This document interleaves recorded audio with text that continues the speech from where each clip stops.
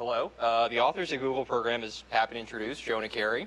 Mr. Keri is editor and co-author of the book Baseball Between the Numbers, Why Everything You Know About the Game is Wrong, which has been described as, and I quote, essential reading for all baseball fans, even those who hated math in high school. As one of the foremost baseball experts in the country, he's also a contributor to ESPN.com and also writes for Investors Business Weekly, and was a former contributor to Baseball Prospectus, which I'm sure if any of us are familiar, it's the standard for baseball analysis now. So any of us who are familiar with sabermetrics and Moneyball, I'm sure we're going to have a lot of questions for Mr. Keri. And this being All-Star Game Tuesday, we're very lucky to have him as our guest today. So please join me in welcoming Jonah Keri to Google.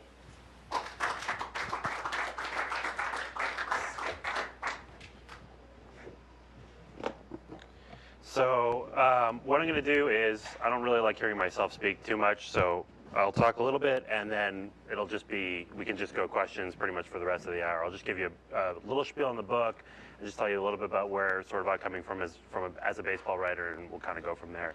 So this book, Baseball Between the Numbers, this was a collaboration of a whole bunch of people from Baseball Prospectus, and the basic idea was we wanted to create a book where people could kind of, if you were in a bar, these are the kind of questions that you would debate with your friends. But the idea is that instead of you're just sitting there and all you got as weapons are the beer bottles that you can hit your friend with on the head, you've got kind of statistical weapons at your disposal. So you can kind of say, well, okay, David Ortiz, I think he's a clutch hitter. Well, we can actually test this because we can go look and we could say, well, how does David Ortiz's performance deviate in clutch situations in late innings with 2 outs, you know, the game on the line versus the rest of the time. And a lot of times what we find is that when you do the research, it completely contradicts what the conventional wisdom is. And that's why we say why everything you know about the game is wrong, because conventional wisdom just tends to have it wrong so often. So we go through, we talk about clutch hitting.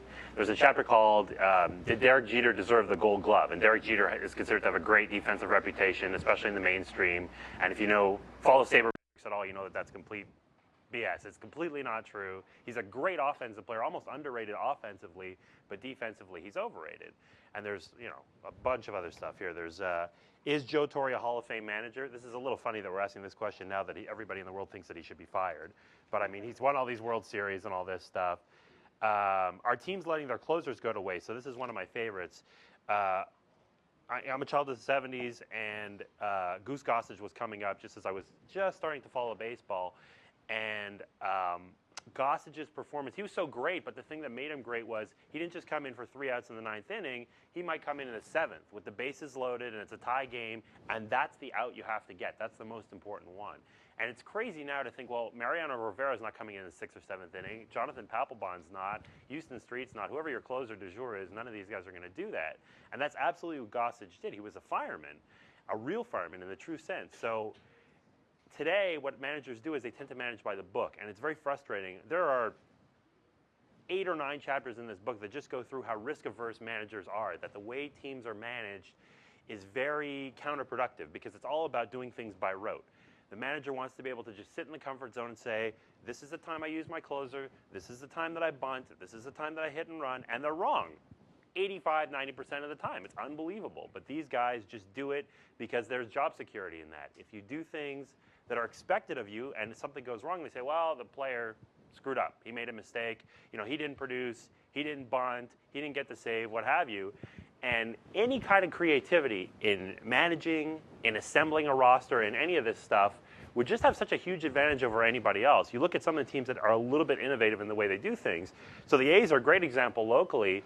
They've found ways, Moneyball, obviously, great book, even if you're not a baseball fan, just great lessons. But on the baseball lessons specifically, they found something that they could exploit. They realized that on-base percentage was an unexploited resource in the market, and they said, well, hey, wait a minute. If we go get these guys, and they're kind of ugly players, or John Jaha or Matt Stairs, these fat guys, and all they do is hit home runs and walk, that's valuable. There's value in that, and we can get them real cheap. And so that's what the A's ended up doing. And what kills me about the A's is, so this happens, and then people come out and they're asking Michael Lewis and asking Billy Beane, well, the cat's out of the bag. Everybody knows about on-base percentage. I guess you can't do that anymore. And the A's were like, well, okay, we'll come up with some other stuff. And they build good defense, and they find other ways to win games. And then what happens this year? A guy named Jack Cust, who's Jack Cust? I don't know. He's this guy, and at Baseball Prospectus and in the sabermetric community, we were on his bandwagon I don't know, in 1999 or something, a long, long time ago.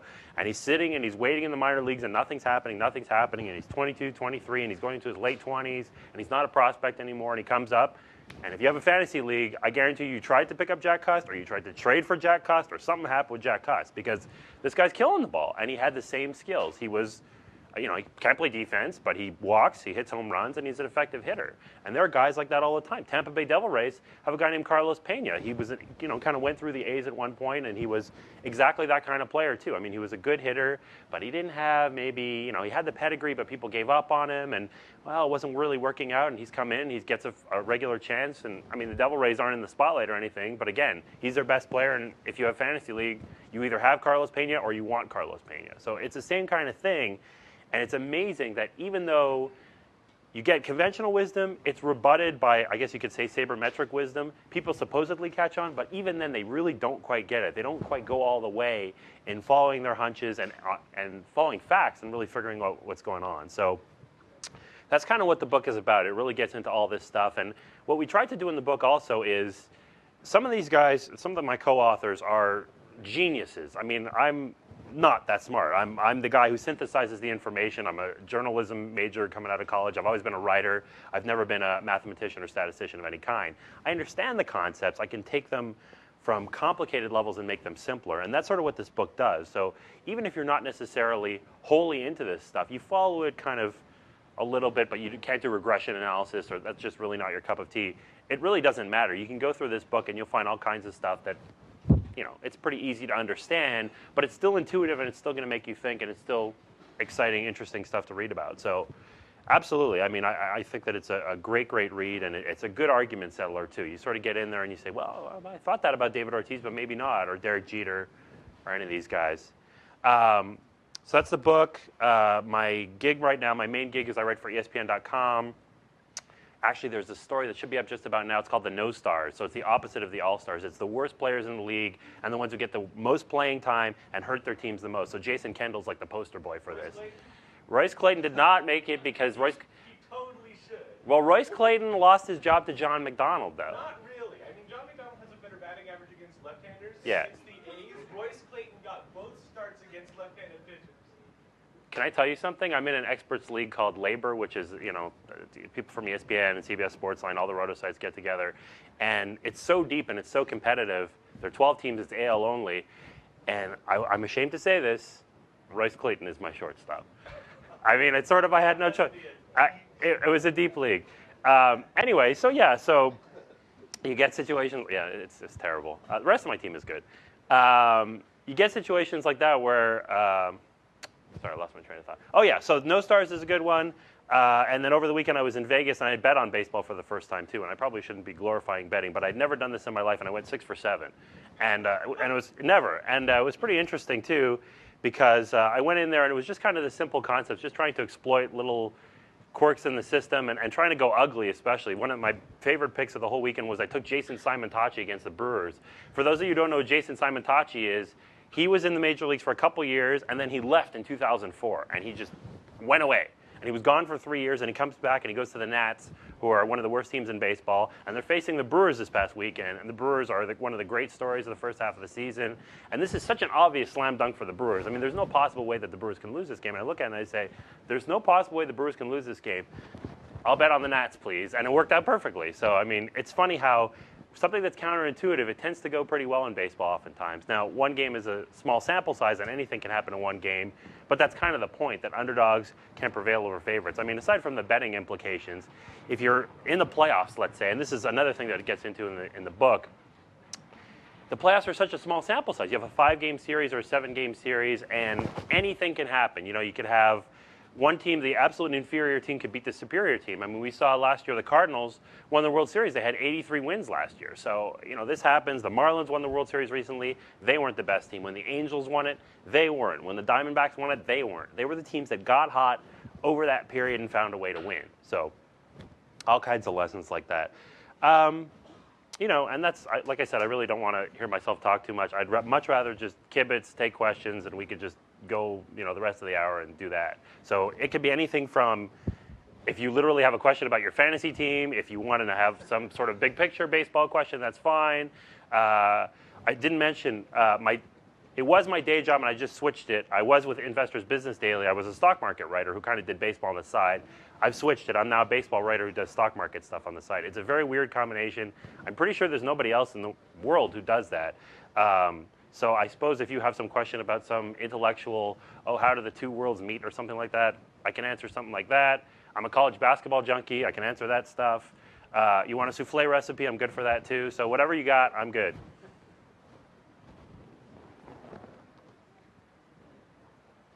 Go ahead.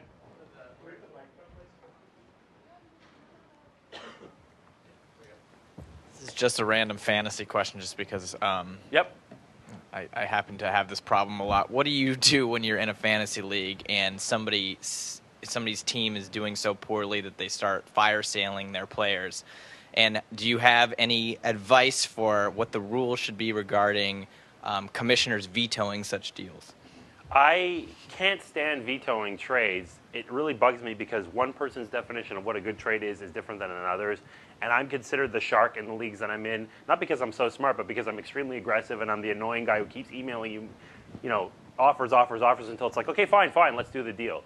And it fits my personality. And is your league a keeper league? I'm sorry? Is your league a keeper league? No. See, if it's not a keeper league, then what's the point? What is that guy trying to do? Then, first of all, I'd punt that guy out of the league so that he's not in it next year. Seriously, if he's going to do that, that's just ruining the integrity of the league. Beyond that, it has to be. I don't like vetoing trades, but I feel like if you pick the right owners, you shouldn't have to worry about it. So it almost starts at the beginning. If you're talking about what do you do right now, I feel like you're kind of stuck. You know what I mean? You can't, unless it's something literally. If it's Royce Clayton for Vlad, Ichiro, and Maglio Ordonez. Unless it's something like that, you're kind of stuck. You can't really, there's not much you can do about it. The other way you can combat this, of course, is if you change the format of your league and it becomes a keeper league, then there's recourse. And if you trade Vlad, but you pick up Homer Bailey or someone who's going to be good in the future, okay, that's a trade that's going to make sense, and there's a reason that it would look lopsided, but isn't really. How do you use Carlos Pena as an example of the Devil Rays picking him up, and he didn't get a chance. 2 full seasons with the Tigers. Yep. Some people might have said he did good with 20-plus home runs, 80 RBIs, but low on-base percentage. Isn't it and how can you expect him to continue what he's doing? Well, Pena didn't really have regular playing time all that much. That was the thing. Almost 2 full seasons with the Tigers in 03-04, right? After the trade. We're going to have to look at, if someone has internet access, because I'm pretty sure he didn't get like 500 at-bats. He's had over 1,500 at-bats. Major league at-bats? Career before this year. Right, so Jack Cust, he's been around forever, crushing the ball, walking, but my impression it's of very Pena, easy to say later. Well, the Devil Rays, the Nats have an opportunity to take a flyer on anyone, right? But you're not going to give a guy where he's going to go through a whole month of not doing anything. Right. He got hot with the Devil Rays. I just don't think that's a good example. Well, if someone could check that, that'd be interesting. But my impression of Pena was that he kind of got some kind of chance, but not enough of a chance, and then his pedigree and his skill suggested that he could be a late bloomer. The guy's still 29. Well, it's easy to say he'll be a late bloomer after he blooms now, and it's not even a full season. So let's see him next year or 2 years from now, or I would find it difficult to believe that he would regress from being a 1,050 OPS guy to being a useless player next year. My impression is he's going to do well. Did I have Pena absolutely pegged? No, but I thought he would be a pretty good player. No way I thought he'd be this good. I'm not trying to say, hindsight's absolutely 20/20, and I'm not implying, everybody knew he'd be a superstar, but there's no reason not to spec on a guy like that. And you're talking about the Devil Rays. Why wouldn't the Yankees do it? This is just a general example, but a guy like Doug Mankiewicz, he's a known commodity. He's a terrible player. He used to be a good fielder. He's not even a good fielder anymore. He can't hit, blah, blah, blah. Everybody knows that. Why not take a risk? It's the whole risk-averse idea. They had him the year before. What's that? They had him in the year before. And he wasn't good. Yeah. What was the point? They can always look for something else. No, I'm saying they had Pena the year before. Right, but they did not let Pena play. I know you could say that he played in Detroit, but he did not play in New York. Part of his contract was they had to bring him up by a certain day. It didn't fit in there, and Right, but they chose not to because they felt content with the lousy first base situation that they had. Yeah. And Pena's one guy. they could have taken a flyer on anybody else, and he would have been an improvement on Doug Mankiewicz. It's a fair point about Pena. There was definitely, he had been given some kind of chance. Because one of the things, argument with the sabermetrics and Moneyball is, just because you picked a guy in the first round, you paid him a high bonus, you shouldn't give him, chances over and over and over if you picked wrong, right? Right. If you did, and Pena, when he was with the Tigers and then going to A's, yeah, he's a high round pick and had a lot of potential. Yep. But he kind of falls in that argument of how long are you going to wait for him. But he was still a pretty good hitter in the minor leagues, and there was still a sense he was young enough that it was possible that it could work out for him. I'll go along with you halfway and say that Pena is not as good an example as Cus. I think that's a fair point. Absolutely. A couple questions. The first one is about clutch hitting. You had mentioned before David Ortiz, and I'm a Boston guy, so I'd be interested in hearing more about that because basically, Ortiz is God in Boston. Right. And second question is does Billy Beane really walk on water? So basically, do Poppy and Billy Beane walk on water? I guess so there's a chapter in the book. It's called "It's Okay to Swear," right? It's well, that's YouTube, but whatever. It's called "Why Doesn't Billy Beane Shit Work in the Playoffs?" It's a mild swear word, and the joke is that the joke that is in Moneyball. He says, they ask him, Michael Lewis says, well, why aren't you a good team in the playoffs? He says, my shit doesn't work in the playoffs, and it's supposed to be funny, ha ha ha, but it's frustrating to Billy Beane and to the A's because they're not getting it done, and I don't worship at the altar of any individual general manager. Actually, my favorite general manager in baseball is Dave Dombrowski, who's probably considered a little bit of a scouty guy, but think about what this guy's done. I'm a Montreal native, big Expos fan my whole life, so you can feel sorry for me if you want. He builds the Expos team up in the early 90s. I mean, this is the team that had the best record in 1994. With no resources, with no money, he just gets it done. He goes to Miami. He builds the Marlins team up, builds the first World Series winner, he leaves, and the next year they won the World Series, so that's ostensibly his team too, and then he does it again with the Tigers, and he's got a totally different method. And in many cases, he had, less money than Beane did with the A's. So, Beane's gone definitely part of the way in terms of just building a consistent winner. But you can make that case about Terry Ryan and the Minnesota Twins, too. I mean, the Twins, they made the made the playoffs 4 years in a row, something to that effect. Again, very little money, but they did it from a scouting side. Just find something that you do well. I mean, if it's going to be really a stat-heavy approach, fine. If it's really scouty, fine. If it's a combination of both, that's fine. So, Beane has been successful, but I don't think he walks on water. I mean, I don't buy that. I mean, as far as Ortiz goes, what the book gets into is it talks about what you would describe as clutch hitting, and basically the argument is most of it is just kind of circumstance, that there's not much deviation between what a guy does in the regular situation and the rest of the time. And then some of it is luck, that, it's just something can happen or not. The clutch ability is defined in the book, and you could argue about some points in the book, but it's defined as maybe 2% of a guy's profile, that there is some ability to influence it one way or another.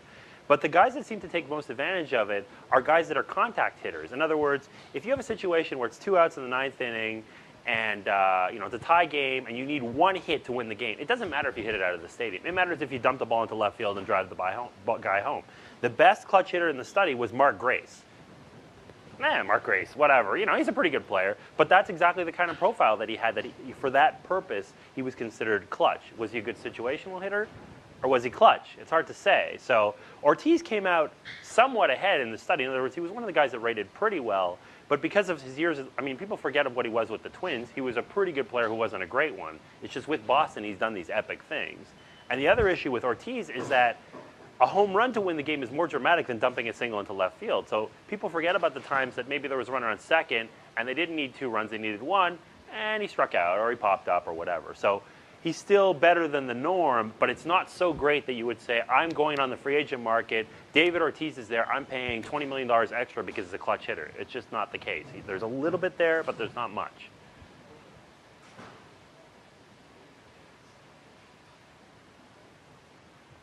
What are the chances of Tigers winning certain series? World Series. The question is, what are the chances of the Tigers winning the World Series? Yeah. They're very good. I mean, you look at their starting rotation, Verlander and Bonderman, that's as good a duo as anybody in the league. Kenny Rogers has come back and done very well. It's very solid. And the thing that impresses me is they had the 8th best offense in Major League Baseball last year in terms of runs scored. They're number 1 this year. They go out and they get Gary Sheffield for, prospects. They did a good job of that. Magglio Ordonez is out of his mind. This is an interesting thing. I was reading an article about this recently. What do you do with a guy like that? Brett Boone did it a few years ago. I could probably tell you why Brett Boone had that kind of season, but Brady Anderson did it a few years ago. I could probably tell you why Brady Anderson did too. Magglio Ordonez is that the case with him? I mean, is there something illicit going on? I don't know, but he's just out of his mind. He's never had a season like this. He was a good player, but he's statistically the best player in baseball this year. So it's kind of tough. Is it going to maintain? Is it going to go on? Whatever. But for right now, in the here and now, you look at the Tigers and you say, well, they profile as a team that could win the World Series with that kind of offense and that kind of starting pitching. However, there is a chapter in the book, Baseball Between the Numbers, and it's the Billy Beane chapter. And what it talks about is that there's 3 elements that really help you win a lot in the playoffs. Good starting pitching, especially the top 2 guys in your rotation because they're going to start more. Good defense, and a good closer. Now, this is a little different than the sabermetric norm. Everyone's on about OBP and offense and all this stuff. There is no correlation between a good offense in the regular season and a World Series winner based on this study. This is 30 years of data, something to that effect. Good offenses, sometimes they win and sometimes they don't. Zero correlation, nothing. So, if you have that the case, then you say, well, wait a minute, I need to build that kind of team. And you look at the Tigers' one weakness is their bullpen this year. Joel Zumaya was their best reliever last year. He's injured. We don't know how well he's going to do. Fernando Rodney was probably their 2nd or 3rd best reliever. He's injured. Their next best reliever was Jamie Walker. He's in Baltimore. Todd Jones, he's old, fat, and bad. So, I mean, it's not a great bullpen, and that could be something that could come back to bite them, where maybe they get to the playoffs, but they're facing the Indians or the Red Sox, and it's the 9th inning, and Travis Hafner or David Ortiz is up, and they just have no answer for someone like that. So it could literally come down to that kind of one-game scenario, and in that scenario, I don't feel great about the Tigers' chances, to be honest with you. How do you rate Brian Cashman as a general manager? That's a good question, and it's very hard to say because when does Brian Cashman start and George Steinbrenner stop? And it's not even Steinbrenner anymore. It's other people. It's Stick Michael and Randy Newman and other people in that front office. I mean, they have a 2-tiered front office. They have about 7 or 8 guys who sit in an office in Tampa and they make a lot of decisions. And then they have Cashman, who's in New York, almost by his lonesome. He has kind of his immediate staff, and that's it. It's very interesting and different than any other team. If Cashman was left to his own devices, I think he would probably do a better job than he has, considering the influence that other people have had on him. I think it's less now because Steinbrenner's not as involved. But I mean, if you just say, okay, forget the politics and forget all that and just let's rate what the moves are, yeah, they're not very good. And, the thing that really bothers me about the Yankees is that they're willing to settle. In other words, they say, well, we have a great offense, we have all these guys, and, Jeter and A-Rod and all these guys, we don't have to worry about first base. We're just going to punt first base entirely because we don't care. The problem is that sometimes things happen that you don't expect in baseball. In fact, it happens all the time. So Bobby Abreu, he's not Bobby Abreu anymore. Johnny Damon, nope. Jason Giambi, nope. And all of a sudden, half your offense isn't good, and you've still got this lousy first baseman. So you've dug yourself into a hole for no reason. They had the money. They had the will. Well, they didn't have the will. They had everything except the will to go ahead and upgrade that position. So that's one example. I mean, the bullpen hasn't been good, certainly, and there have been other things that have gone wrong. And to me, one of the biggest issues is that the Yankees farm system, since the Posada, Jeter, Rivera era, has not produced all that much. It's starting to come around again. Wong and Cano, Wong is the Cy Young candidate. He's been great. And in the minor leagues now, they have Phil Hughes. They have a guy named Joba Chamberlain who pitched in the Futures game. Dylan Betances is a guy from the Bronx. Is a really exciting. He's 6'7", 180. He's just a freak. I mean, he's like Pedro Martinez, but taller. I don't know if he's going to be that good. But they have all these pitching prospects, so it's starting to come. But they've had this lag in homegrown talent, and it proves that even a team like the Yankees, if you don't have guys coming up through your farm system who are going to be effective or even star players, you're going to run into problems because you can't patch. Eventually, it's not going to work, especially if you just say, I don't care about the bullpen, I don't care about first base, we're good enough, we're going to get it done. That's not going to work. In your abstract, it talks about economic pressures. Yep. Examples being marginal players lured to steroids.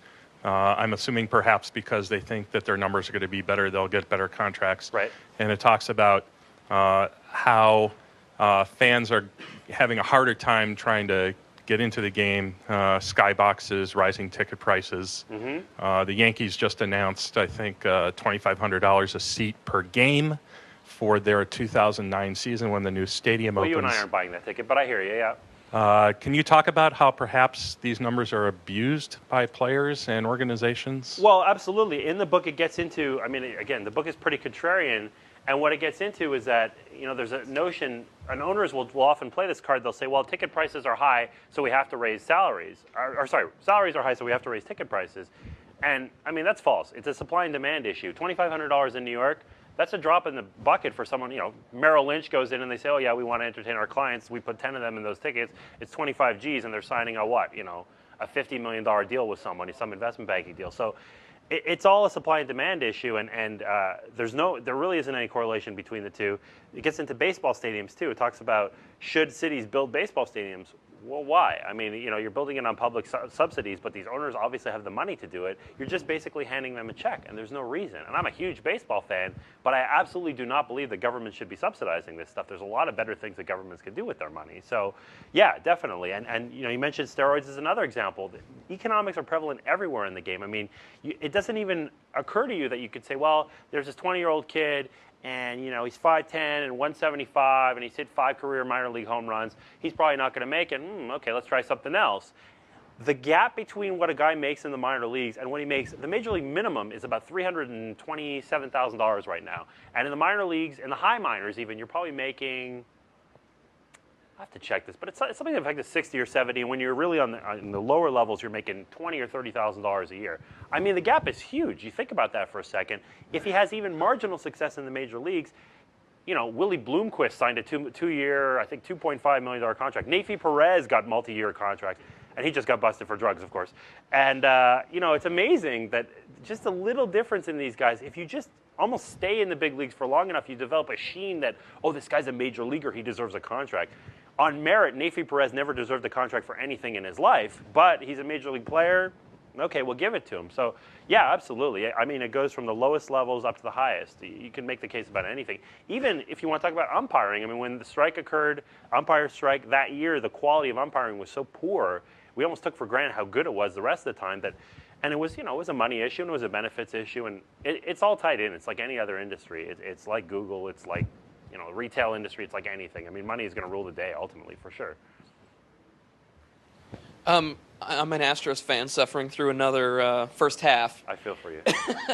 A guy like Adam Everett, who's out with a broken leg right now, how do you weigh, probably the best defensive shortstop in the major leagues against probably there are several pitchers who hit better than him in the major leagues?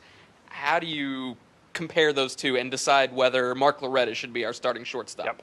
So there's a pretty easy way to do this. The Baseball Prospectus guys do this pretty well. They have the ability to break down offensive, defensive contributions into number of runs and number of wins. So in the way it works in Major League Baseball is you say, well, if this guy's worth 10 runs to his team over the course of a season, that's about one win, whether it's offensively or defensively. The absolute best defensive shortstops, Ozzie Smith in his prime, Dave Concepcion, guys like that, Omar Vizquel, and Adam Everett, might get up to maybe 30 runs saved over the course of the season, which is a lot. That's 3 full wins with nothing other than his glove. So all you have to do is take his offensive numbers and say, what does the average shortstop do, or what does the replacement level shortstop, meaning the guy you can pick up off the street, what does he do? And you just take the offensive numbers and you weigh that versus the norm, and you say, okay, he's worth -5 runs, or he's worth +2 runs, or whatever. It's going to be probably pretty close to, if you're comparing it to a replacement level player, he's about 0, because you could pick up a guy like Adam Everett offensively off the street. Like you said, he's not all that good. So, okay, he's worth 3 wins over the course of a season. What's Mark Loretta worth? So you compare his batting to what the norm is going to be, and you get the same result. You compare his defense. If you ask me what I think the Astros should do, I mean, I think it behooves them to leave Everett in there because he's younger than Loretta, and there are long-term reasons that you could leave him in. But if you're talking about if the Astros absolutely needed to win right now, or even if they needed to win one game right now, it's pretty close. I mean, Loretta is so good offensively, almost above what he's been in the last couple of years. Really good, came down a little bit, now really good again. It would almost be, a toss-up, maybe slightly leaning toward Loretta, but, Everett, his defensive contributions are that good. And it's a good example because he is the extreme. There are teams that use these guys who don't hit, and they have a defensive reputation, like a Minkiewicz, but they're not that good. Everett is the best defensive player at the most valuable position. The best defensive first baseman in the major leagues. I mean, maybe in the history of the major leagues, let's say Keith Hernandez. Maybe he'll save 12, 13, 14 runs a season. It's just not that valuable position in terms of quantifying it. Defense is not as valuable, generally speaking, than offense. So, Everett maybe could qualify, but almost anybody else in that example, you go with the offensive guy.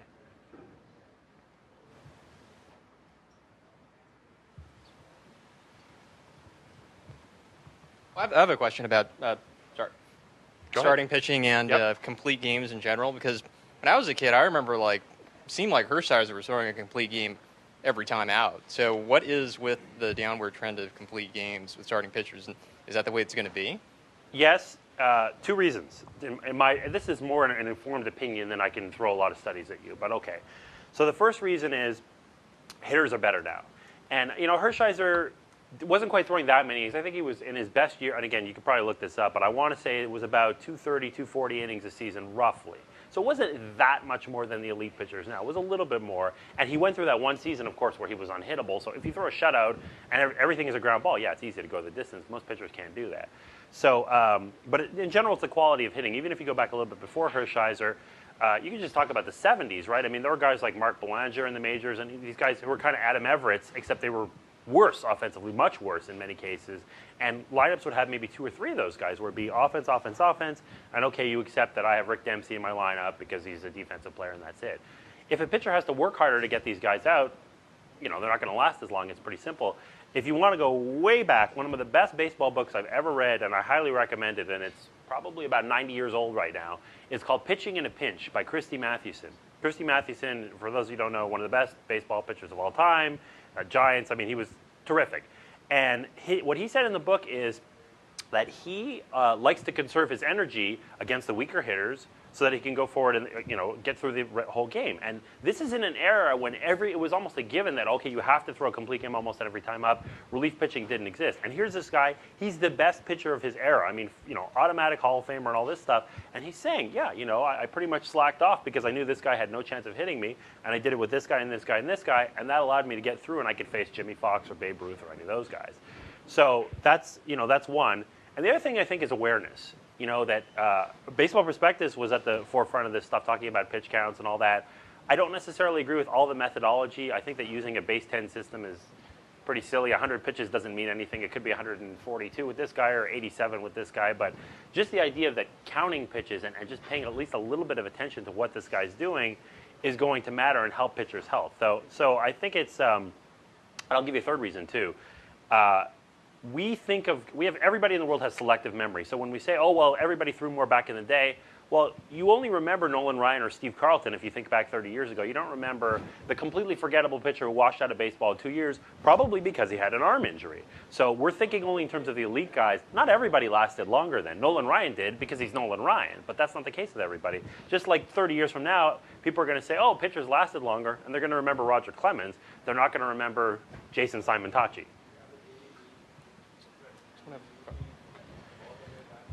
You mentioned Mathewson taking that approach, and yeah. A lot of times you hear when guys are throwing 98, 100 right out of the pen, or right from the beginning of the game. Back then, Walter Johnson or guys that could throw didn't throw like that every pitch.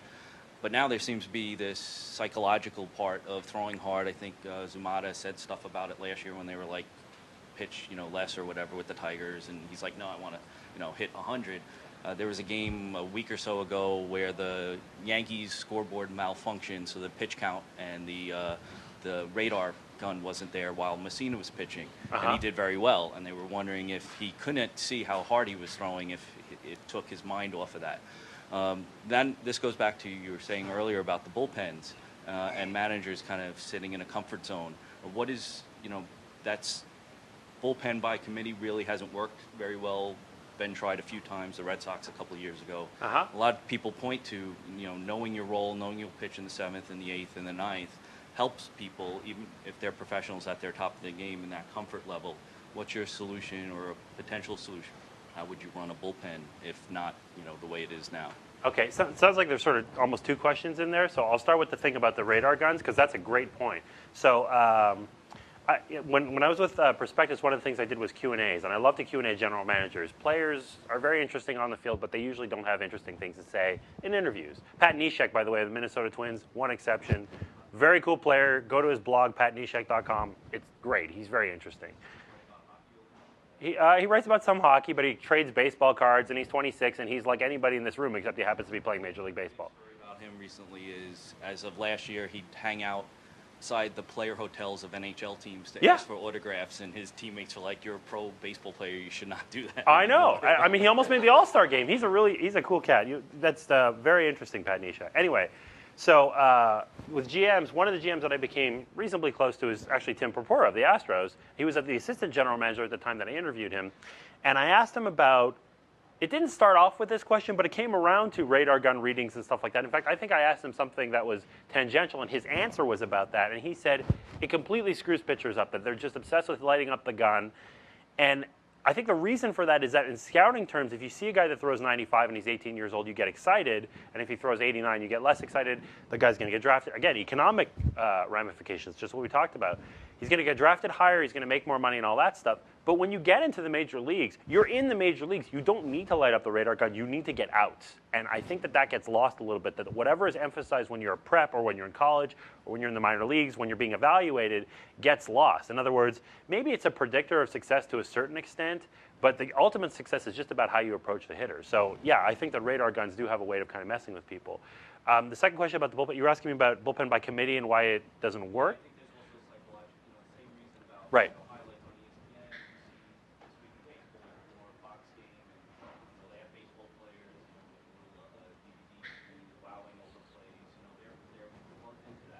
Right. And they're human, so their psychological effects a manager has to deal with also with his 25-man roster. Well, what I'd like to see is they replace the humans with stat-generating robots, because it would be much more predictable for my fantasy team. But failing that, I think the best thing to do ultimately is you have to kind of deprogram these guys a little bit from their roles. So you talked about that they're used to a certain role and all that stuff. The guy that comes to mind to me is Troy Percival. So Percival's story when he was with in the major leagues, I think there's a fair chance that he was using other stuff that was not quite legal according to the game. But let's say that he wasn't using illegal stuff. We know for a fact he was interviewed. They would talk to him about what's your preparation for when you come into a game in the ninth inning. So starting in about I think it's the fifth, he would start drinking coffee. He averaged, he said, this was his estimate, I'm assuming it's higher probably, 10 cups of coffee between the fifth and the ninth inning until he came into the game. I find it hard to believe he didn't spike the coffee with something, but let's say he only drank coffee. I mean, you guys work in an office environment. I mean, you know what, like 2 cups of coffee does. You're loopy. I mean, 10 cups of coffee. So this guy is preparing for the ultimate purpose of getting so freaking fired up that he's going to, go by these guys in the ninth inning. And if his role was not like that, what's he going to do? Is he going to change the approach? Is he going to change his preparation? So, yeah. If he comes into the seventh, he can only get 5 cups in. That's exactly right. I mean, so it just becomes this.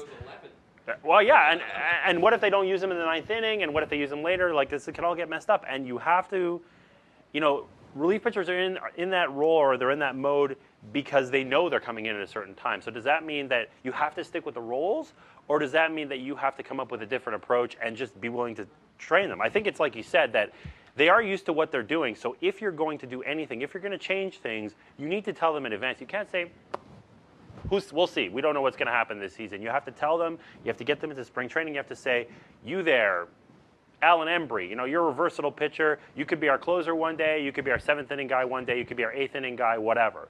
So I think it's just a matter of the manager communicating with the players. But like we said, managers like to manage by rote, and teams don't like risk and all this stuff. So it's not just a matter of, will this strategy work or not? It's, will anybody be willing to do it? Because if you fail, when the Red Sox didn't work that year with a bullpen by committee, and by the way, that was a lousy bullpen. They didn't have very good personnel. They got Keith Foulke the next year. They could have used Keith Foulke in the 7th inning, and they would have been just as good. He was a great pitcher. But the point being that because it failed, they got all this criticism. Teams don't like criticism. So anything that you see that's unconventional, bullpen by committee, my favorite is 4-man rotation. I think there's actually a lot of merit to considering a 4-man rotation, maybe with a Sunday starter that you could slide in there occasionally, but there's enough off days, and pitchers are going 6 innings at a time anyway. You find 4 efficient pitchers. They don't even have to be dominators. They could just be, Maddox types, Shin-Ming Wong types, who just put the ball on the ground and get out of there.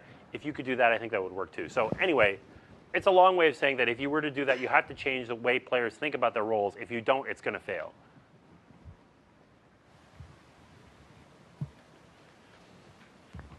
Back to clutch. So we talked about, David Ortiz, and the stats don't bear out that anybody is really all that clutch a hitter. Except for Mark Grace. Right. So there is sort of an implication there. If clutch were a real measurable thing, then, did the guy really just get suddenly that much better? Or why can't he be that much better early in the game? There's some slacking off there that hitters don't need to do because they go hit 4 or 5 times a game. Right. It's not going to wear them out. Pitching, on the other hand, you're going to go until you're somewhat worn out. Mm-hmm. So you mentioned Christy Mathewson said he slacks off on the worst hitters. Yeah. So there is this slacking off on the worst hitters and going harder on the better hitters. So my question is, has anybody ever looked at clutch pitching, sort of comparing Roger Clemens' performances against David Ortiz as compared to David Ortiz's average performance as compared to, his performance against the Adam Everetts of the world? In other words, does a good pitcher hold good hitters more below the good hitter's average ability than he does compared to the lesser hitters? And has anyone ever looked at those I can numbers? only sort of answer that question. In terms of that level of specificity, I haven't read anything like that. And that's a very good question. I think that would be very interesting. What a lot of people, Prospectus, Hardball Times, all the sabermetric outfits on the web, they use something called leverage. So it's more about the situation than the hitter, where a pitcher will be given more credit if he comes in the 7th inning with the bases loaded versus he has bases empty, up 3, save in the 9th. So if you see a pitcher who's doing really well in the high leverage situations, not only will he have a high ERA and all this stuff, his saves might not even be that high, but his leverage score will be off the charts.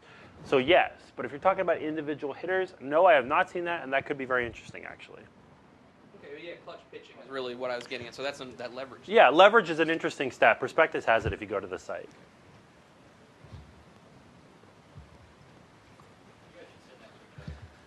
So back to the psychological fit, you talked to, you said you interviewed a lot of GMs and assistant GMs. So I think I read something about the Orioles doing psychological testing of their players, and I think LaTroy Hawkins was one of the pitchers who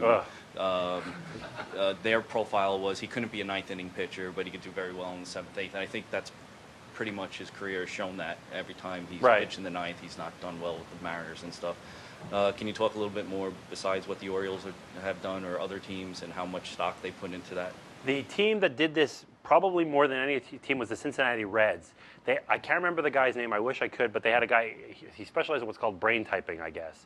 And they brought this guy in, and they were gaga over him, and they paid him a lot of money, and he went in and did it with the whole team. And again, they printed out the results, and they did all this stuff. And when was the last time the Reds were good? Right? So it didn't.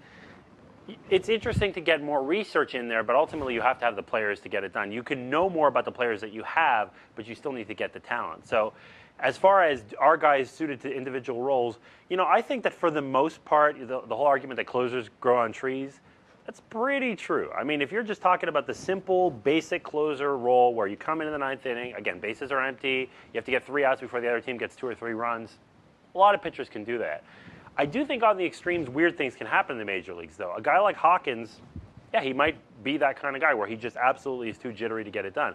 But what's interesting is that very few of those guys fall through the crack, or I guess get through the system. What ends up happening is the minor leagues becomes this weeding out process. In other words, if you're an aspiring engineer and you want to work for Google, you're going to go through and you'll start off and you'll be with this startup and it fails and you'll do this and you'll do this and you'll do this. And if you're faced with deadlines and you're getting big contracts and it's not working and you're just not producing product, you're not going to make it to Google or whatever the pinnacle of the industry is. It's not going to happen because there's going to be that weeding out process. In Major League Baseball, the idea is that if you're a nut job, if you're a pretty talented player but you can't hold it together in clutch situations, you can't do anything, you won't make it. It's just too mentally tough to be a Major League Baseball player. Not only one game, 162 games you have to be on, or if you're a pitcher, starting pitcher 35, relief pitcher 70 times a season, you have to be willing to come in there, 50,000 people are screaming at you, and you have to throw it within a box that small. So absolutely, the minor leagues, high school, college, little league, these are all a proving grounds to narrow it down to these guys who are not only physically gifted, but mentally and emotionally too. It's so funny about LaTroy Hawkins that he's had a career this long because you could tell that there's a little bit something loopy with the guy. So although I will say that when the Phillies played the Rockies, I don't know if you read this, just I guess it was yesterday or a couple days ago, it was windy and rainy and all this stuff, and the tarp was blowing all over the place. 4 or 5 Phillies players come in and they help him and they do all this stuff. And the only Rocky who volunteered was LaTroy Hawkins. He was the only one willing to come in there. So maybe he should have been a grounds crew member. I don't know. That might have been better.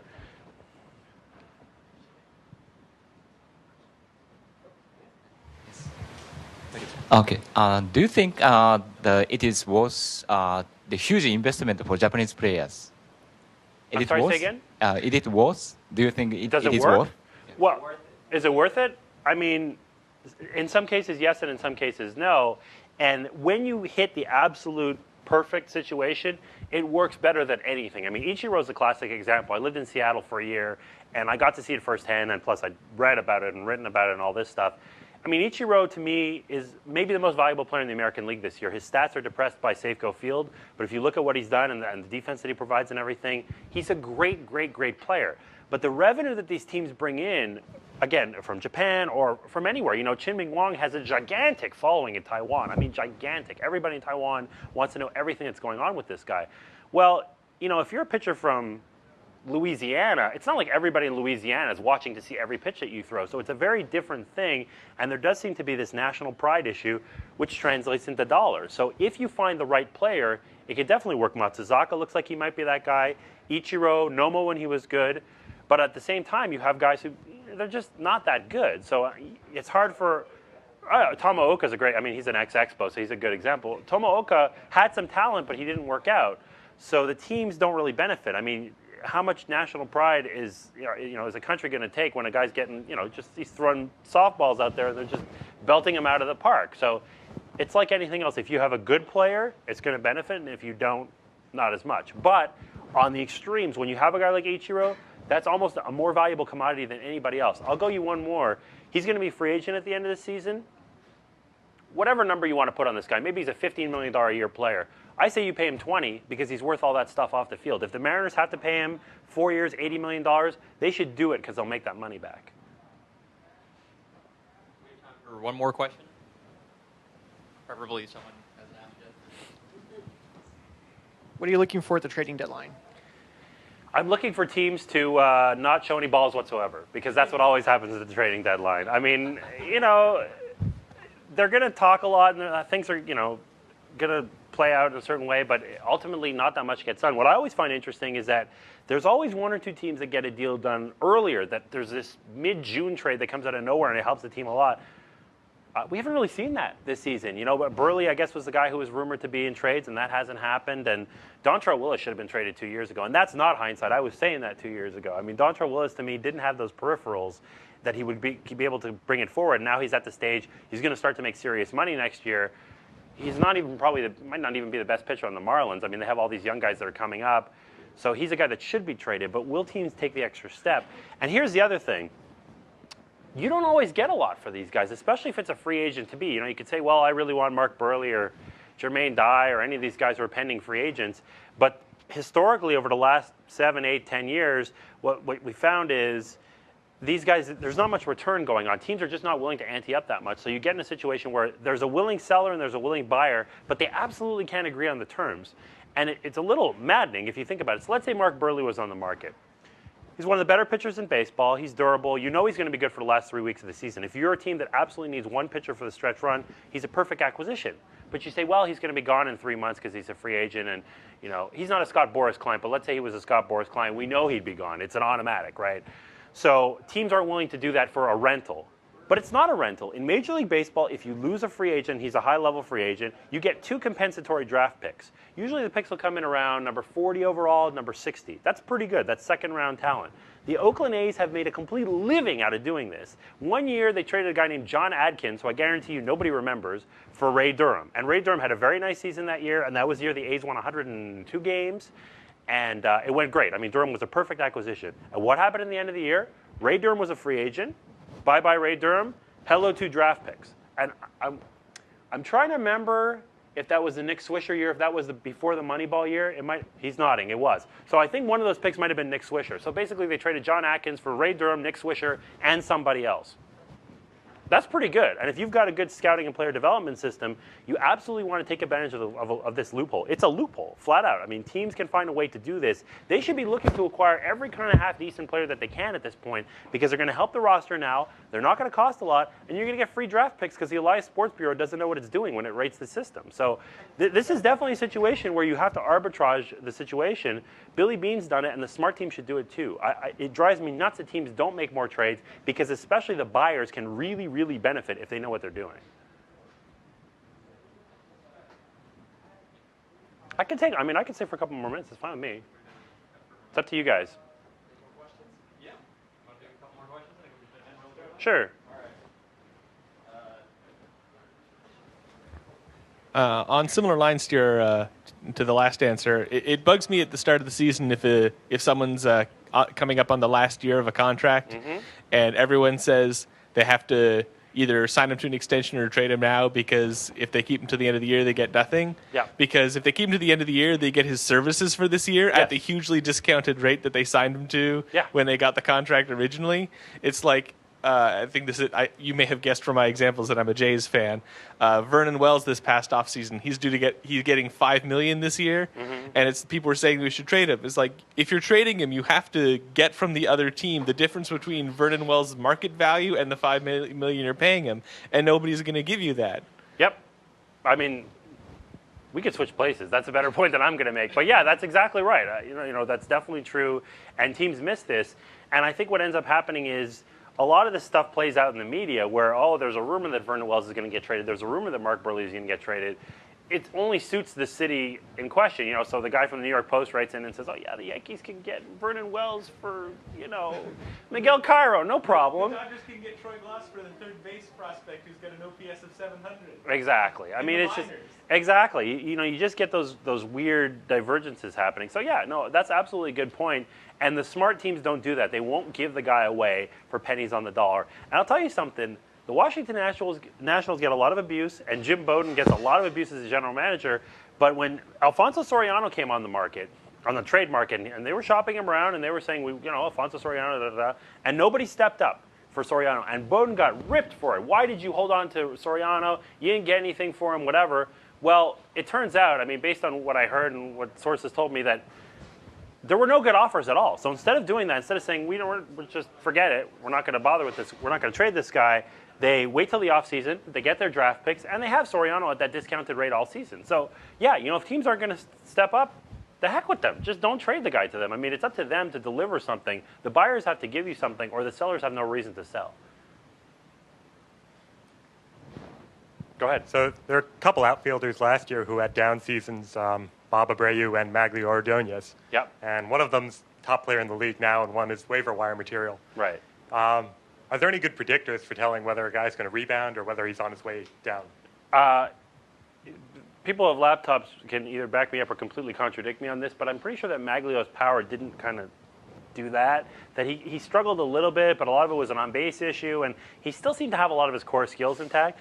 Abreu, I'm going to try to remember this. I think it went 30 home runs, and then 24, and then 14. There might have been one more season in there. And he went straight down in home runs. He was still hitting doubles. He was still walking and all this stuff.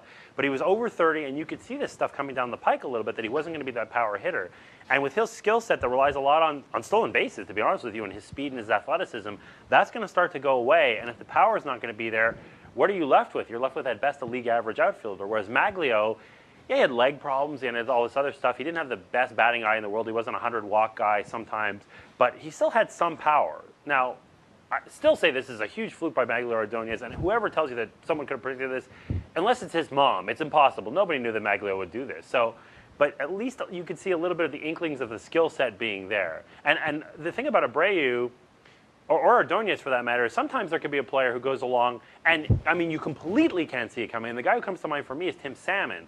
Salmon, when he was coming up in his early 30s or whatever, he was still hitting 30 home runs every season. Now, he had foot problems, so there was an injury that contributed to it. But, this guy literally fell off the cliff. Dale Murphy, if you're a little bit older, you're going to remember Dale Murphy. Same thing happened to him. He was an MVP caliber player, maintains a pretty good level for a while, and then just does this. It just happens. When you get over 30 years old, it's a risky proposition. And that's what's so amazing. People talk about, there's later peaks, and they're into their 40s and stuff like that. First of all, I think there's a reason that these guys are going this far. And secondly, I think that it's not an absolute. We can see in Abreu, we can see these guys that sometimes will fall off, and whether or not they're using anything, it's not foolproof, and sometimes these guys are just going to fail because it's a young man's game. You usually peak age 25 to 29, roughly. Most players still do that, even in this era. You look at a team like the Tigers, who, pressing for breaking records of futility a few years ago, and now are, pretty good team. Made World Series last year. You look at a team like the Orioles, who spends millions upon millions of dollars and hasn't done anything for like a decade. What do you do? Just like a high-level question. What do you do with a team like the Pirates? Do you just hope that they're going to pull a Tigers and someday be good? Do you use the Orioles as an example that, well, if you have millions of dollars, you're not necessarily guaranteed to do anything anyways? I mean, how can you create incentives for teams not to just suck it up and do nothing? The first article I ever wrote for Baseball Prospectus was published on February 28th, 2002, and it was called The Success Cycle. The idea of the success cycle was, if you're a team like the Pirates, you owe it to yourself to not get ahead of yourself and to start to build gradually and draft well and do all this stuff and kind of come up. And once you see the opportunity, then you start to add pieces. And as you get closer, you do that. And then there's a team that's already further along. Maybe you're the Blue Jays, and you're an 80-odd win team, and okay, you can start to spend the money. And then there's a team like the Red Sox, where you're in great position, you're just looking to tweak along the margins and maintain. I completely don't believe in that theory anymore. I think that it's garbage, and I don't know what I was thinking. It's not that linear. The game doesn't work that way. The A's will, I think it was 1999 or 2000, they traded Billy Taylor, who was their closer, for, well, a young guy anyway. And they picked up Jason Isringhausen to be their closer, who was much younger. And they picked up another young guy, and they picked up another old guy, and they traded another young guy. They were doing things at the same time. And good teams find a way to do that. They'll build on the fly, and they'll just seize on opportunities. So if the Pirates have an opportunity to pick up a really good player right now, and he's a veteran, maybe they do it even though he costs a lot of money. It's not obvious that they're going to win right now because of other factors.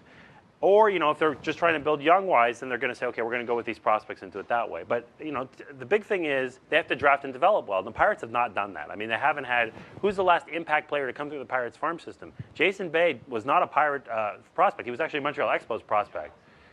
Giles did, I think. So Giles would be the last guy. So, I mean, Giles in his prime was, 8 years ago? Something like that, so maybe 6 years ago. So it's been a while, and there certainly hasn't been that run of great players. And the other point, which I had on the tip of my tongue, and I was trying to think of it, is the economic impact. And this is talked about in the book, too. And it's a little bit talking about kind of success cycles, sort of, is it gets into when teams should optimally spend money. So although, the Tigers were spending money a little bit before when you would expect them to, because they were still below 500. They signed Maglio and Pudge Rodriguez and all these guys. And people said, why are they signing these guys? It doesn't look like they're all that good yet. It took a while for it to really hit. But the sweet spot to spend money in Major League Baseball, on a neutral level, is when you're at about 83, 85, 86 wins. Because if you find that 5 or 6 win player, that's the difference between maybe going to the playoffs or not. And if you just talk on a pure revenue model, the number of fans you're going to generate as you get into the pennant race and maybe make the playoffs, and all the revenue that you're going to get is much more than whatever you're going to spend for the guy. My advice to Pittsburgh is to fire the entire front office and start drafting better. And I'm not trying to be glib. That's absolutely true. They have to get better prospects, and they have to develop better. And Dave Littlefield, I don't think, is that guy. But I think that if they start to get better, they still have Ian Snell and Tom Gorzolani. They have some guys. If they start to get a little bit better, and maybe they get to 77 or 78 wins, maybe they jump it a little bit and they start to build from there. But they're not even at that point. So they really have to be focused on a bottom-up approach right now. They need to get some prospects in that system. Were those NL Central win numbers that you were giving, or Major League Baseball win numbers? No. Major League, I mean, the American League is really tough this year, but I think, if you look at the NL East, I mean, the Mets are a very good team, but they're on pace for, 89 wins right now? So if you had 85 and you could sign some Maglio Ordonez equivalent, well, you do it. Or maybe 83, because at least you're in the mix at that point. World Series? Yeah, well, right, exactly. Okay, that's fine. Yeah, thanks for taking all our questions. Cool, and I'll hang out, so you guys can come up if you want.